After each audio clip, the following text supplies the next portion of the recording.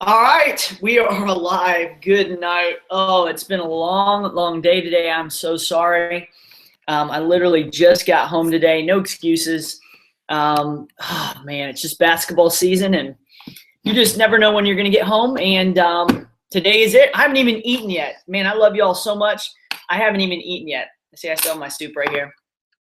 Hey, but you know what? We promised it. We're going to deliver tonight. We're going to get after it. So if you've got some questions, I've got answers. I know I've already got a few of you who have told me that we're good to go. I know some people are just getting on right now, and as you come in, you can text me, remember, at 770-757-2240. Text me there, the number, and if you have any questions related to the test. A couple things we're going to do before we get started. The first thing is I want to mention just a few things that are going to be on the test, some things that would maybe help you as you review and study. So you can kind of take some notes out, and maybe this will be of help to you. In fact, right now I am currently looking at the test as we speak, okay? As we speak. So first thing is this. One thing that we want to look at, and I know people are texting in, which I love, texting away. We'll look at that in just a second, though. Someone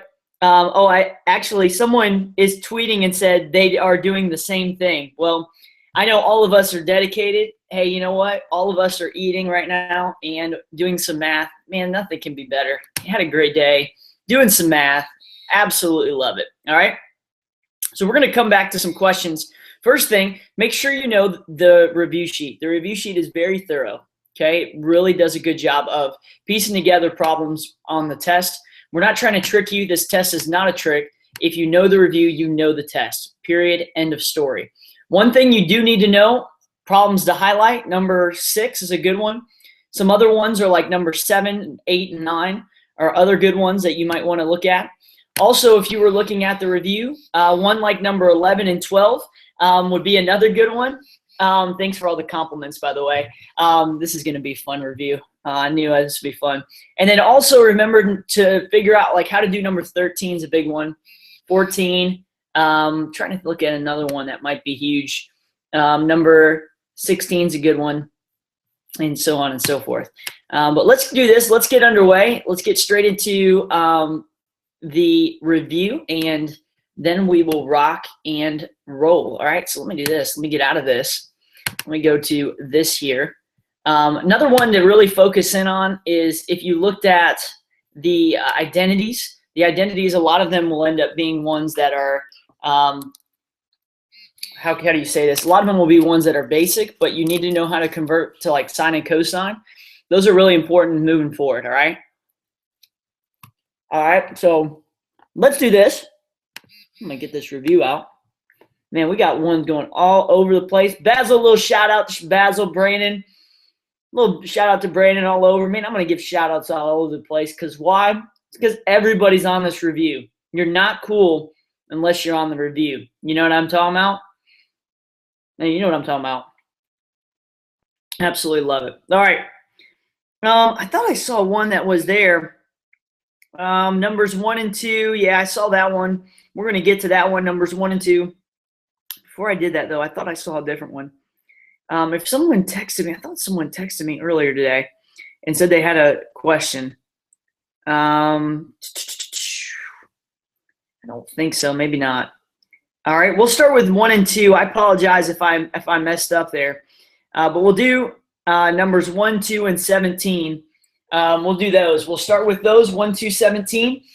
And we'll get on the cue, and then we'll rock and roll, all right? Let's do this thing. All right, numbers 1 is a very good one for the test, one that probably will end up being on there. So let's take it and let's fly through this. First thing to know is that when I solve for this one, it's the secant minus cosine equals tangent sine. Now remember, at any of these problems, we want to first pick the toughest side.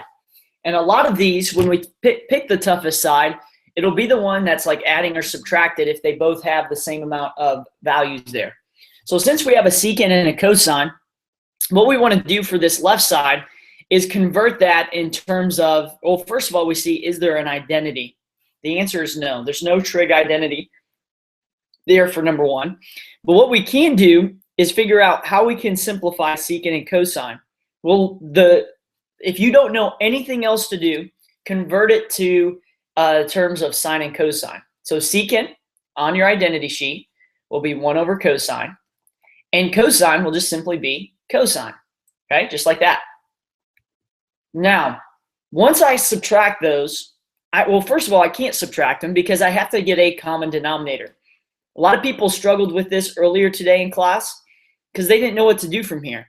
But remember, to get a common denominator, we have to make sure that we put cosine on the bottom. But if I do that, I also have to multiply the top by cosine. So when I do that now, I get 1 over cosine minus cosine times cosine is cosine squared all over cosine. Now, look and see. Since we have a common denominator, we can put that on the bottom with everything else on the top, okay? Now, if it's 1 minus cosine squared all over cosine, we can take the 1 minus cosine squared and use Pythagorean identity to solve. This, too, was a struggle area today in class, so we want to make sure we touch base on it. Remember, sine squared plus cosine squared equals 1, to where if I subtracted cosine squared, I'd be left with sine squared equals 1 minus cosine squared, just like that. Okay, that would cancel. So what can I do? Well, literally, 1 minus cosine squared, we can plug sine squared in for 1 minus cosine squared. So what would we have? We'd have now sine squared over cosine. All right, sine squared over cosine. Or if we were rewriting that, we could also say sine times sine all over cosine. All right. Now remember, what is sine over cosine? Well, sine over cosine is tangent, right? So we could actually take one of those and say, all right, that's tangent. And we'd have another sine left over. So now we'd have tangent sine, tangent times sine, which is the same thing that's linked up on top. So that's how we would get to the answer. I did that following step by step. That's what I would expect there. If you ended up seeing it or eyeballing it, you could also take this right there, sine squared over cosine, and change tangent to sine over cosine. Keep that sine on top, right, the sine. And you could actually change the right side to where it equaled the left side. So kind of do a little bit of both, where this would be sine squared over cosine, and then the left side would remain sine squared over cosine as well. The big thing is to do something. Do something on the test. Don't leave them blank. If you do something and battle with them, there's a higher likelihood that you're going to get that correct, all right? All righty. By the way, there are a total of 18 questions on the test. Oh, no, hold up. I don't think there's 18. I think there's 16. 16 on the test, all right? So just so you know, going forward. All right, Ted. If for some reason I'm clearing this out and I erase something that you were writing down, you can rewind this podcast and you can watch me again and again and again and again. So throw out a little shout out there. Shout out in this hizzy. All right, isn't that what y'all call house now, hizzy? Something like that. Like, hey, let's go hang out at the hizzy. Your hizzy, the house, right? All right. You are very welcome. Very welcome there. Let's go to number 2. Number 2. People throwing out disses already today. Man, it hasn't even. Man, here I am taking time out, and y'all are just making fun of me, calling me the elf, angry elf. Just because I don't like Christmas doesn't mean I'm an angry elf. Doesn't mean that. Doesn't mean anything like that. It just means I'm right. So, yeah, throw them out there. Okay? Throw them out there. All right, so let's do number 2. Okay, number 2 is another very good one, and one that is also kind of follows the same pattern. First thing we want to do is pick the toughest side. We've already determined that that would be the left side, right? We got the left side here. So now, since we know it's the left side, we look and see, are there any identities that I could plug in that would simplify this? Now, if for some reason I had like cosecant squared, I may not want to put an identity in because it may not get us to the correct answer. You know, like if I put cosecant squared, that'd be like 1 plus tangent squared, right? I may not want to plug that in for it because that may make it more complicated. However, 1 plus cotangent squared, we could simplify. So we know 1 plus cotangent squared. Actually, this would be, I'm sorry, apologize. Let me go back here. Secant squared. So just in case you're like, coach, you're whatever. I'm sorry. I'm messed up. I apologize. So secant squared equals 1 plus tangent squared. However, 1 plus cotangent squared equals something that could be simplified, right? Well, the 1 plus cotangent squared would be cosecant squared, all right? So what we have now is cosecant squared is plugged in for that, right? That's an identity. Check out your identity sheet if you have any confusion on that. So now what we have is this, sine squared times cosecant squared. Well, what's cosecant squared? It's 1 over sine squared, isn't it? Okay. So what happens is we have sine squared all over 1 over sine squared, which cancels, leaving us with 1 is equal to 1 from the top. All right. So that's how we would do number 2 on that. All right. I know some people are joking with me right now, and yeah, I got the sine squared, didn't I, Basil? Apologize for that. Messed up. I put that in there. It should have been sine squared, and I left it off, but I included it in the middle of the problem. All right. All righty.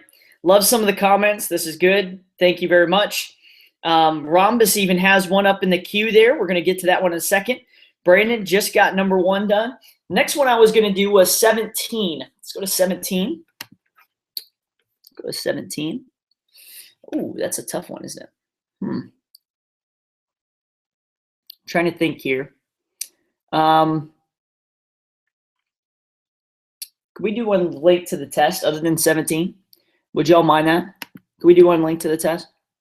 All right, I'm going to do one that's very similar to the test, and because I want to help you.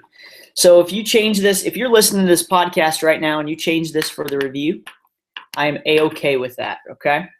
I am A-okay if you change this. So right now you have the problem set number 17, and it says 2 sine squared equals sine plus 3, okay? Sine plus 3.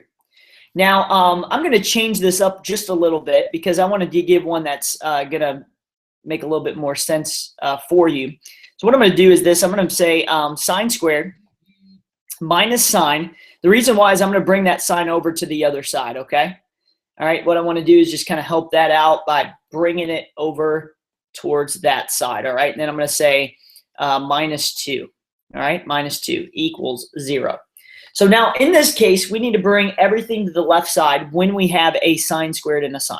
Just the facts, okay? Got to bring everything to the left side. So what we're going to do now is instead of having sine squared minus sine minus 2, we're going to have now x squared minus x minus 2, all right? So when we factor this on the left side, we want to match this up to where we find 2 numbers that multiply that equal -2, but when added get me to -1. So we know we'll start with x. Now what 2 numbers when multiplied get me -2, but when added get me -1? The answer would be -2 and +1. Now remember, what did I input for x? I inputted sine, right? So I really should have sine minus 2 and sine plus 1. Okay, so that's what I have. Now since I factored by the, I think it's called like the additive 0 property or something like that, we know that both of these, we're going to set equal to 0 because any solutions where x is equal to 0 or make this equal to 0 will end up being a solution. So we have sine of x plus 1 equals 0 and sine of x minus 2 equals 0. So we're going to isolate sine of x by adding 2 and subtracting 1. The problem is that in the sine of x equals 2, there's no values where sine is going to be equal to 2 on the unit circle. So we're simply just going to keep it as is, all right? Someone asked, hey, coach, where'd you get the -2? Remember, the gray was the original problem. This one was the one that I inputted that was different, one that is more linked to the test, all right? All right? Yeah, when you say sine squared, Basil, remember, this is sine squared, right? So when we factor it, what we're doing, let me see if I can get a different color. There we go. What we're doing is saying that this right here, sine squared minus sine minus 2, is really x squared minus x minus 2, and we're using that to factor to here. Remember, when I factor that, we don't put an x squared in for this. We put an x, we divvy it up, right? To where now when we set it equal to each other, we have, can't figure this out. Now we know where's sine of x equal to -1. There's only one spot. I think it's at 3 pi over 2. And that would be the only answer for the problem that we chose. All right. Now, if you could solve for both of these, let's say this ended up being 1/2, you would have a different story. But because, again, I changed this up from what was on the gray, so just be careful on that. I wanted to give you one linked more towards the test there. All right. All right, Tay. Nicely done. Someone's making fun of Taylor Swift. No, that's not true. All right. Someone says you aren't an elf. You're an angry dwarf who hates Christmas. Wow. I love you too. All right. The next one we're going to do is we're going to go to number 5. All right. Caroline all the way from Memphis. Okay. We're going to do number 5 over here. Okay. All right. If you ever see Caroline again, she's from Memphis. So make sure that you give her a little shout out there. Okay. She likes Memphis there. Tangent of 5 pi over 12. I love these study sessions. My phone just goes off the hook. All right. All right. I've got so many texts that are coming through that I could say. So we're going to keep going. First thing that I want to do with tangent of 5 pi over 12 is to try to figure out what 5 pi over 12 is in terms of degrees. You could do that by using your calculator and multiplying by 180 over pi. All right. So we're going to cancel out pi on both sides and take 12 and put it into 180. You can, again, do this on your calculator, but I want to make sure I go through it with you. But the whole thing would equal 75 degrees. I feel like that's a lot easier than trying to figure out 2 radians that add to equal to 5 pi over 12. All right. So as I do this, what I'm really doing is what is the tangent of 75 degrees? Now, I know that it wasn't on our formula sheet there that I gave out, but it will be tomorrow. What 2 angles added or subtracted get me to 75 degrees? And oh, by the way, remember when I see this right up here, think sum and difference. 2 angles added or subtracted equal 75. Well, we know it would be 45 plus 30. Okay. Now, a couple things to note before we get started. First off, tangent of 30 is square root of 3 over 3. We remember that because we have 3 3s. We also know that tangent of 60 is square root of 3. That's something just to keep in the back of your mind when you go towards the test tomorrow. May save you some time. Okay. Now, the formula for this is tangent of A plus tangent of B all over 1 minus tangent A tangent B. Noting that A would be 45, so we'd have tangent of 45, and B would be 30. Okay, so we're just plugging in. Now, as I plug in, notice that I didn't drop the tangent. Remember, we keep the tangent. We don't drop it and just keep the 30. We keep it there. All right. So now we'll use blue and yellow. Go blue. Go Michigan. Tangent of 45 is square root of 2 over 2, which is the y, over square root of 2 over 2, which is the x. So we know since it's the same, every time I see tangent of 45, I can put in 1. So what I have right now is 1 plus tangent square root of 3, or 1 plus tangent of 30, all over 1 minus 1 times tangent of 30. Remember, these are multiplied. That's important because we keep messing that up in class. Now, tangent of 35, or tangent of 30, is, as we look up here, we remember that tangent of 30 was square root of 3 over 3. Now, you can do it the long way, but I feel like the long way takes some time. So let's just do it the shortcut way. And remember that it's square root of 3 over 3. We're going to plug that in. So what I have now is as follows. We're going to put a lot of color to this, okay? We have 1 plus square root of 3 over 3. And on the bottom, we have 1 minus, remember 1 times square root of 3 over 3 would just be itself, which would be square root of 3 over 3. Okay?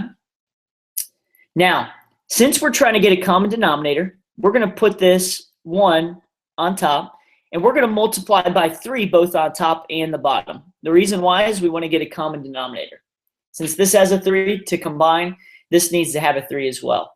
So when we get that, we end up finding that 3 plus square root of 3 over 3 is on the top, and on the bottom is 3 minus square root of 3 all over 3.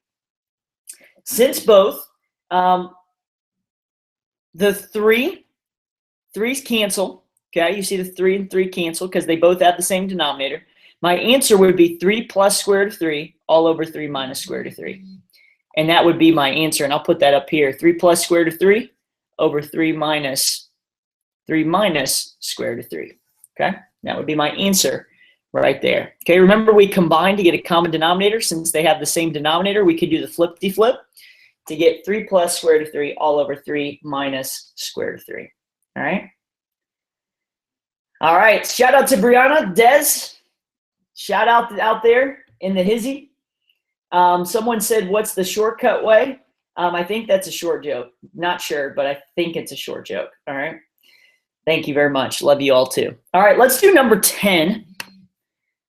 Do number 10 here. I don't know how to do number 10. I don't even know how to do number 10. We'll just have to guess, I guess, you know, do something crazy.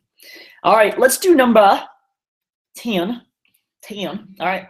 Number 10 states 2 tangent of pi over 8 all over 1 minus tangent squared of pi over 8. If you hear my phone in the background, it's going off the hook right now. There's tons of them. All right. Yes, I will be there in the morning. Quick question. Yeah, I will be there in the morning, about 7:10 if you have more questions. I know right now I'm going through problems like crazy, so if you're there, come on in. I'll give you some free autographs if you want to. We can give you autographs, anything you want to. All right, anything you want to on that. All right. All right. Sweet. Man, this phone is going off the hook. All right. All right. So notice that this right here, this problem is equal to tangent of 2a. All right. Now, this is very important because if you don't recognize that this is equal to tangent of 2a, it's impossible to get the right answer. Just is. Remember, on your formula sheet, you'll have this, and I will tell you whether it's sum and difference or double angle. A hint, though, is if you only have one angle, you're always going to have a double angle, whereas if you have two, you'll have sum and difference. So this right here will be equal to tangent of 2a. All right? All right, so think about this. If a is pi over 8, okay, if a is pi over 8, we know we can plug in tangent of 2 times pi over 8, just like that. Now remember, if we simplify, 2 goes into 8 4 times, okay, because remember, we plug pi over 8 in. So what we're really finding is what is the tangent of pi over 4. And when we do that, we find what is the y over x at that spot. We know the y is square root of 2 over 2. The x is square root of 2 over 2. So since they're the same, they cancel, leaving me with just a value of 1. Okay? All right, that's not too bad. Not too bad on that, but I know that that one was one that we did struggle on in class, all right? All right, just following in order here, because I know there's a ton of them. Making sure I did all the ones here. 16, I already did one very similar to that on a previous one. If you need 16, we can look at that tomorrow morning. But that one's very similar, where you factor, get everything to one side and factor, very similar to one I had done previously. And I kind of changed up a little bit. All right. All right, got that? Just kind of going down the list. Let's do number 3. I have a number 3 one out there. We could do that one. Actually, can we, let's see. Could I give one that's on the test instead? Would y'all mind that? Okay. Let me do this, though. Let me do this one real fast, just because I want to help out. What in the heck? Wow, people are going nuts right now. This is crazy. All right, man, I don't even know what to do. All right, so I want to give you one that's on the test. All right, this one will be one that will be on the test, something like that. Yeah, I'm gonna make sure on that. Yeah, that's actually gonna be a really good one. All right, I'm gonna say, hey, what is, and I'll give you what it's equal to, but this will be the tougher side. So I'll say, in this one, we know that sine is sine. Tangent is this. This is what we talked about in class. Change this, sine and cosine. So we have sine over cosine, and cosecant just 1 over sine. So as I can cancel one of these out, leaving me with sine over cosine, which could be equal to tangent. So just knowing, convert to sine and cosine. Now with this one's different. Because what we're trying to do here is trying to figure out what we can do to get a common denominator. Now we note that the common denominator is 1 minus sine times 1 plus sine, right? Because these aren't the same thing. So what we're going to do is we're going to multiply by 1 plus sine, both on the top and the bottom. And on this one, we're going to multiply by 1 minus sine. Okay? Just like that. So what we have now is 1 plus sine plus 1 minus sine. Okay, that's on the top. All over the common denominator, which is 1 plus sine times 1 minus sine. Now remember, when I distribute this, we can distribute it out. 1 times 1 is 1. Sine times 1 is sine. Sine times negative sine times 1 is negative sine. And when we figure that out, we end up getting that the bottom is 1 minus sine squared. 1 minus sine squared. Now, when we look at our identity sheet, we remember that on a previous one, anything with like 1 minus cosine squared or 1 minus sine squared, that's actually going to be equal to cosine squared. So the bottom is cosine squared, where the top would be 1 plus sine plus 1 minus sine. So when I simplify, the signs cancel, giving me 2 over cosine squared. So what would I get now? Yell at your screen. I can't hear you. You need to louder, if I can talk. So I have 2 over cosine squared, which would be 2 secant squared. 2 secant squared. And I believe that that's what our answer would be equal to. All right, 2 secant squared. All right. Now, as I noticed this, I noticed that I did actually the opposite. I actually did the wrong one. I did 1 plus sine and 1 minus sine, and I'm sure I'm going to get a text here about it. It should have been sine plus 1 and sine minus 1, but the whole idea would be the same. Common denominator, multiply top and bottom, and go from there. So again, that's big going forward. All right. All right. Also, if you're out there, come to Friday Night Live next week. Just a shout out there. I love this. I absolutely love this. Right now, there are 2 people in our class. Alexa, Bahima are out in Barnes & Nobles actually watching my podcast. Hey, I'm just going to give a shout out to all of the Barnes & Nobles out there. Can I just give a shout out there? Everybody in the Barnes & Nobles, can I do like a dance or something? I don't even know. I know I'm not even on the screen. I feel like I just need to just shout out to people. Yeah, man, that's awesome. What dedication. Good job, ladies. Very good job. Someone asked, is tangent 2a a formula? It absolutely is, okay? So just remember that tangent of 2a is a formula for sure, okay? It is a formula. I'm looking down through now. I know number 7. Ooh, yeah. Oh, is this the hard one? Is this the hard one here? Number 7, it's maybe a little tricky, but not too bad. All right, let's erase this one. All right, remember, we have this following problem. Sine of 80, cosine of 50, plus cosine of 80, sine of 50, okay? Now, remember with this problem, we know we have 2 angles, right? You see angle 1 and angle 2. So right now what we have is, since we have 2 angles, we look on our sum and difference. Now, what has sine of A, cosine B, plus cosine A, sine of B, right? Because A is the first angle, B is the second. Well, I think the only one is sine of A plus B, right? Now, remember, it can't distribute. We need to work inside, right? So what we have now is sine of 80 plus 150. And when we simplify that, we then get sine of 230. And when we get the sine of 230, we're actually going to hold that there. We're not going to go any further. We're going to keep it as the sine of 230, keep it, and because we can't use that on our unit circle. So that's all we'll do going forward. And actually, as I noticed, I think this is 50. I think I put that in wrong. So I think it should be 130. But we still do not have that on our unit circle. So we should be good to go on that. All right. Hopefully that helped y'all there. I know I'm going very quickly through this, and I apologize, but I want to make sure I hit all of them. Number 8, rhombus is in the hizzy. Let's do number 8. Number 8's this one, cosine squared of 75 degrees minus sine squared of 75 degrees. Remember, I only have one angle. So since I have one angle, I know that, hint, hint, we're going to do a double angle formula. So we go to our double angle ones. We notice that this is equal to sine of 2a, right? This is equal to sine of 2a, where a is plugged in as 75. So what we have now is sine of 2 times 75 is what we have. Now, if we were to simplify that, we then have sine of 2 times 75 would be 150. Well, now let's go to our unit circle, and we notice that sine of 150 would end up being, I think it's 1/2. Check me if I'm wrong, but I think it's 1/2.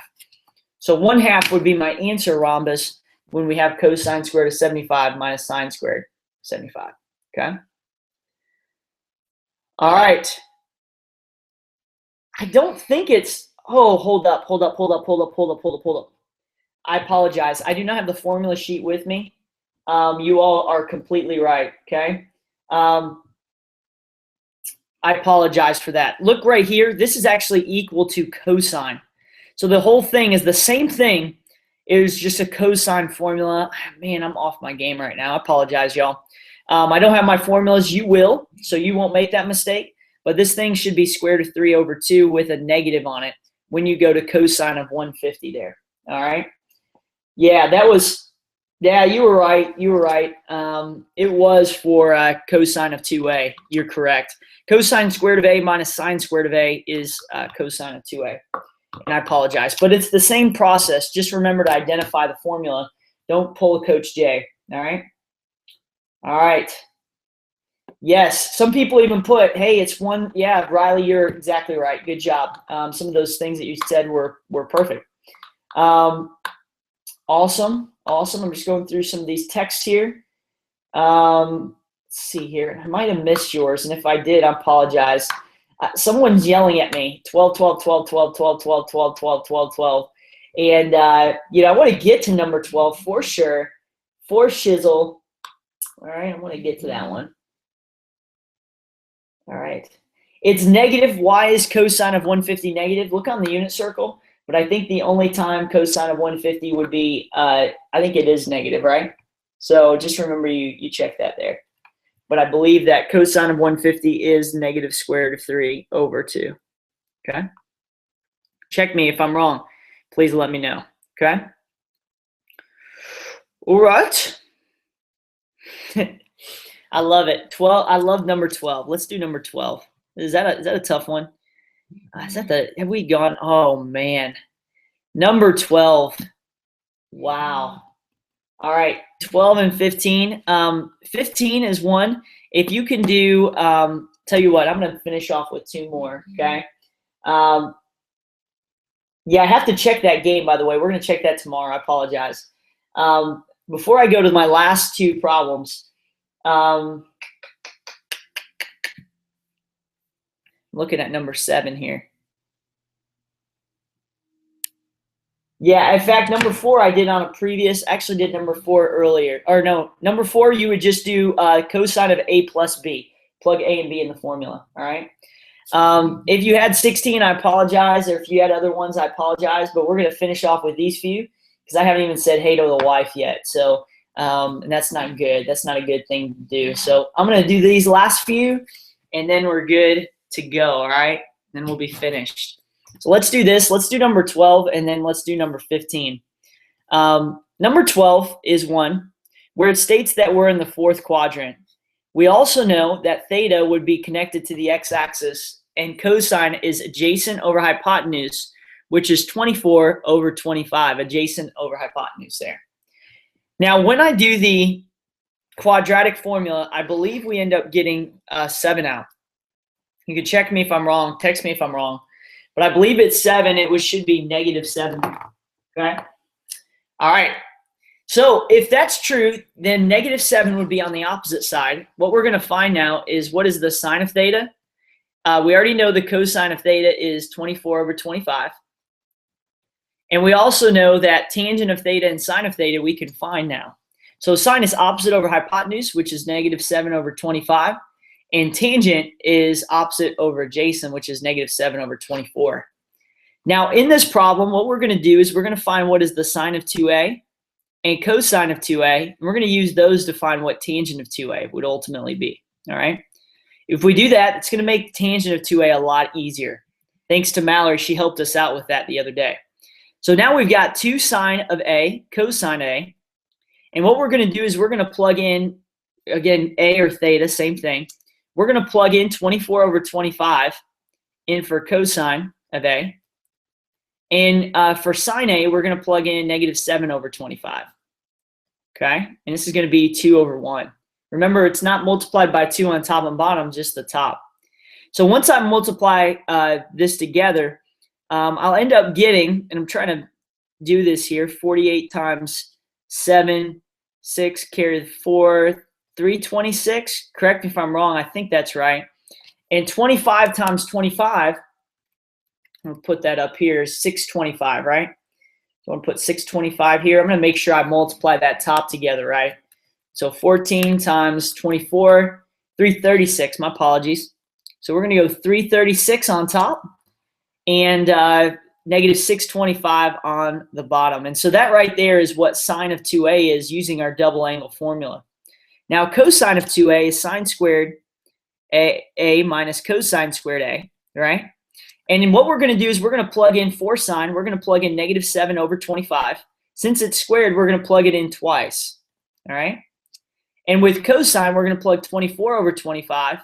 We're going to plug that in twice as well. All right, plug that in twice. So when we square this, we're going to end up getting 49 over 625 minus 24 squared would end up being, let's see here. Should know this off the top. I was thinking the top of my head. 576 over 625.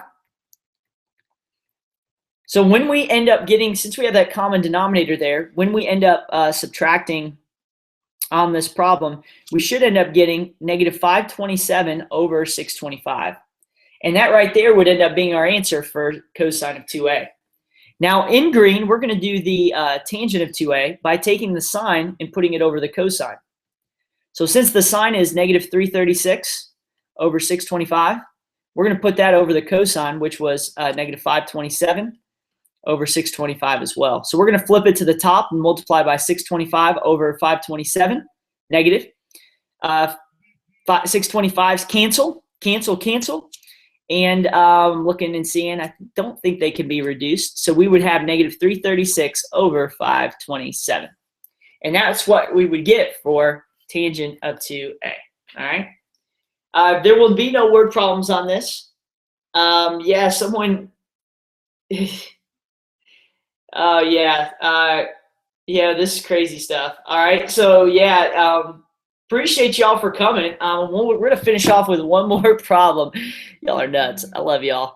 All right. I love my job. It's not even a job. It's sweet. All right. All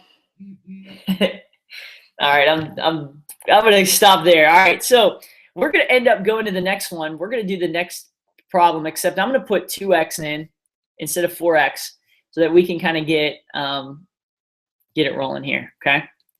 All right. So first thing is this. You see the 2x here?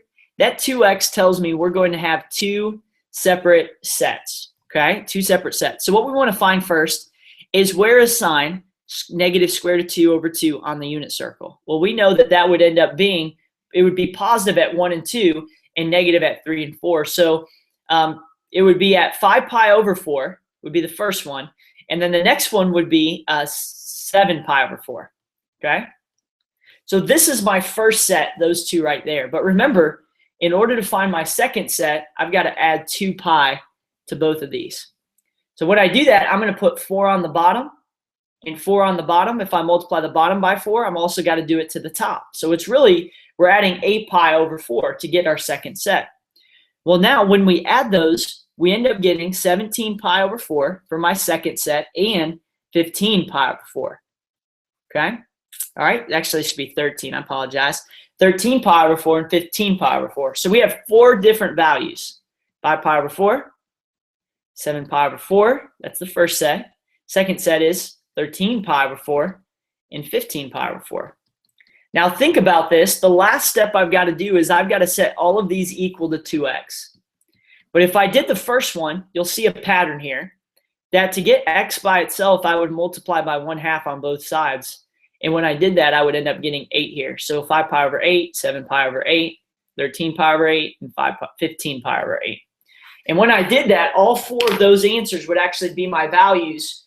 Because the 2x tells me I have 2 sets, because I have to set it equal to 2x and solve. All right? All righty. All right, I think that's it. Yeah, I know the review says 4x. I put 2x in because that really mimics what the review will look like, or I mean what the test will look like. We won't have one that has 4x there, okay? All righty, y'all are awesome. Hey, I love y'all so much. Hope you have a great time through your weekend, but man, let's finish strong on this next test. I'm really excited. I do hate Christmas. I love y'all. I will see y'all tomorrow. Can't wait. Hey, this is a great opportunity. Excited about it. I'm excited to see y'all dominate this test. See y'all.